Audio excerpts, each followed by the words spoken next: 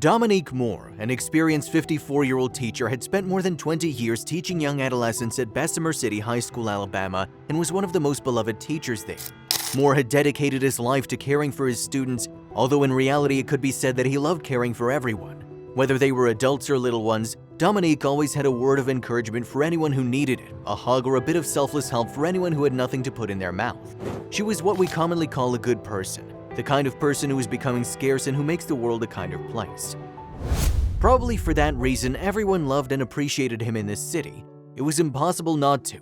However, as incredible as it may seem, this kind-hearted man who was always available to others was alone. He had no wife, no children, his parents had been dead for years, and he had no siblings and no living relatives. He was all alone except for the sole companionship of his two cats, Ron and Mel, and yet he was still happy. Happiness resides in ourselves. We do not need anyone else to be happy. Depending on the love of others or our emotional ties makes us slaves, and that prevents us from being ourselves. Look at me, single at 50 with two cats, and yet I still want to learn, live new experiences, and help anyone who needs me. That's the spirit, my dear children, Moore would tell his students during some of his interesting classes. His students deeply admired and appreciated his lessons, both educationally and personally, and he was very grateful for that. However, the most beautiful and important lesson this Alabama teacher would give everyone would not be during one of his classes, not even inside the school. It would be the most altruistic and important action Dominique would take throughout his career that would change the life of someone who was truly lost. Although in time, that precious gesture of help from the teacher would have an amazing ripple effect that would revolutionize the internet and change the way many people saw things. It all started when Bessemer City High School held its traditional graduation ceremony on a Thursday. Dominique Moore was one of the teachers who helped plan the event, as he does every year, and made sure everything was ready for his students to enjoy, and that was one of the most beautiful and important days of their lives. The ceremony would take place at 12 noon as usual. The presentation of diplomas and the speeches of the different students and teachers would be held outdoors in the backyard of the institute, where a large platform and an impressive sound system had been installed. All the students who arrived were seated in the seats corresponding to each class. For 2 long hours, Dom was dedicated to welcome the students and put the occasional absent-minded student in his or her place. It was a great day, perhaps the best of the year, and the teacher was having a great time seeing the happy and enthusiastic faces of his students. Just for days like this, I feel satisfied with my work. I think we all become teachers for moments like this, don't you think? See how they smile? Seeing them like that's the best thing, commented the teacher, full of enthusiasm, with some of his colleagues who were also helping in the organization. Yeah, Dom, today I feel at peace with life. Then comes the beginning of the next school year and things get complicated again, replied another teacher, amused. Indeed, graduation day in high schools was a memorable day. No one was sad, nor did anyone feel like going home. It was a day of celebration on all levels. Everyone laughed, shared anecdotes, and felt closer than ever, all but one.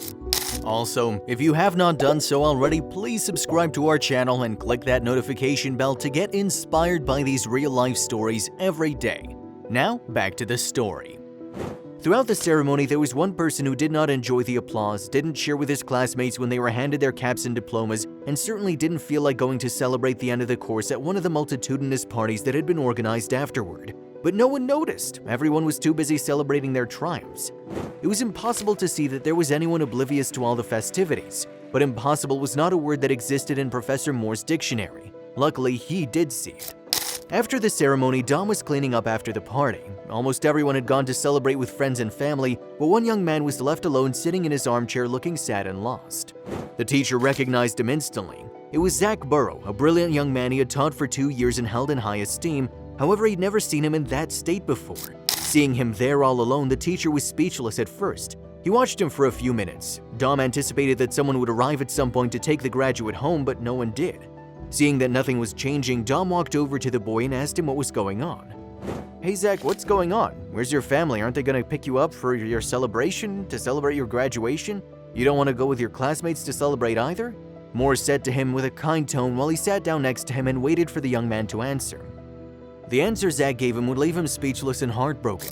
Apparently, the young student was going through a very difficult time at home. His father had abandoned them a few months ago, and his mother, who had to take care of 2 younger children, could barely support them and was away all day working to bring home money.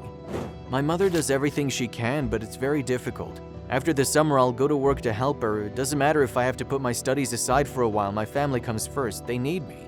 That's why they're not here. I preferred it that way. I know how bad she feels for not being able to offer me anything better. I didn't want to give her a bad day. Since my father left, my poor mom's having a really bad time. confessed the young man, devastated. After listening carefully to Burrow's story, the teacher offered him a ride home. But neither of them expected it to be more than just a ride. It would be the beginning of a precious friendship that would change both their lives and much more. The teacher decided to take him out to lunch, but he was free to choose any restaurant he wanted. "Come on, tell me, where do you want to go? Don't be ashamed, you can choose any restaurant you want. Today is your day, you deserve to eat whatever you feel like. Don't suffer for me, I like all kinds of food. Even a burger from McDonald's seems like a good plan if the company's nice. What do you think?" Dom suggested to the boy as he drove slowly, looking from side to side.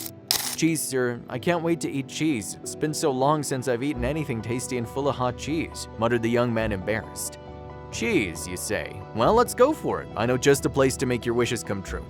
"Come on, Zach, smile. We're gonna eat like kings," proclaimed the teacher in high spirits. Finally, after hesitating between several places that Dom said served the best cheese fries, the teacher and student ended up at the Cheesecake Factory, where they ate a hearty meal, laughed, told each other all sorts of anecdotes, and had a delicious dessert to celebrate the graduate's success. At first, as young Zach told him all the details about his senior year in high school and his father's departure, they both struggled not to cry. Dom knew there were many families struggling to get by. There were many scholarship students, and he knew about statewide student aid programs, but he never sat down to dinner with a student who was having such a hard time and whose future was so limited. Listening to Burrow made him realize how few resources there really were to help students and how little empathy schools had for their students. As he watched him, Dom couldn't help but feel lucky for the good life he'd always had and felt he should share some of his luck with this guy. After the more serious conversations came the funny anecdotes that made for a lot of fun together. The connection between Moore and young Zach was automatic, even though they already knew each other. That meal together made them two inseparable friends with a really special bond. After lunch, Dom drove Burrow home and promised to help him in any way he could. "Go to your family and take care of them. You're not alone, Zach. I understand you feel this way and you're concerned, but there are ways to help you and get you to achieve your dreams without leaving your family behind. Believe me, don't lose hope. You're an extraordinary young man," Dom told him, very excited as he said goodbye to him from the car. That same night, Dom wanted to help his young friend and posted on Facebook a photo and some reflections on the event he'd experienced a few hours earlier. In the post, the teacher said that he doesn't usually post about these types of incidents because he considers them too personal a subject to share publicly with the world, but something inside him prompted him to do this. At the end of the post, he also included his Cash App ID, $more-to-educator, in case anyone wanted to bless this young man and help him continue with his studies and fulfill the dreams that any teenager has at that age. The response he received hours later was truly amazing. Kind people from all over the country, many of them strangers, quickly sent in more than $6,000 in donations, with which the teacher could begin to help his student. After his post sparked a huge fundraiser, Dom helped the teenager open a bank account which would help him save to get his driver's license, buy a car, and attend college someday. Moore's post was filled with generosity and comments offering to help the boy. Among the comments, one made by Professor Chip Dillard, who offered to mentor the young man, stood out saying, "You have touched me deeply. I'm retired and would be happy to give 20 hours a week to that boy and totally free." Dom hoped this story would help people remember what is truly important and give hope to those who are struggling. And it is clear that he succeeded because the donations kept coming in for several days, helping young Zach's future to stop being so dark and start believing in a new beginning for him and his family. Did you like this touching and surprising story? If so, we invite you to leave us a comment expressing your opinion.